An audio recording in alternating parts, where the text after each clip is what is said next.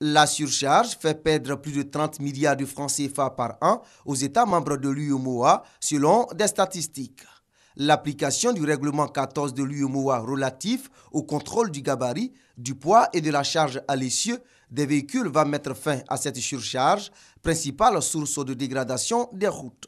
En appliquant intégralement le règlement 14, il va sans dire que les budgets d'entretien, à la longue, on pourrait les réduire pour qu'on développe le réseau. Le développement du réseau, c'est créer de nouvelles routes avec les ressources obtenues.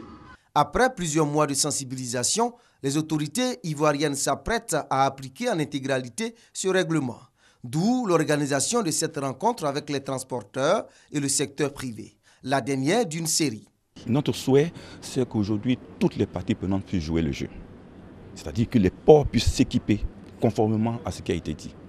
Que les plateformes qui génèrent le fret puissent s'équiper conformément à l'esprit et à la lettre du règlement 14. Le ministre des Infrastructures économiques invite les acteurs à lever les dernières entraves liées à l'application intégrale de cette recommandation des chefs d'État et de gouvernement. Patrick Hachi précise les sanctions applicables en cas de surcharge à partir du 1er février 2017. Pour les ports, des amendes de 20 000 francs pour le transport national et de 60 000 francs pour le transport international par tonne de surcharge constatée.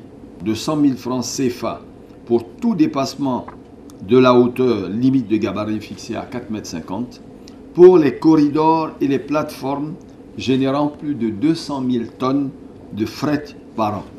20 000 francs CFA pour le transport national et 60 000 francs CFA pour le transport international, par tonne de surcharge constatée.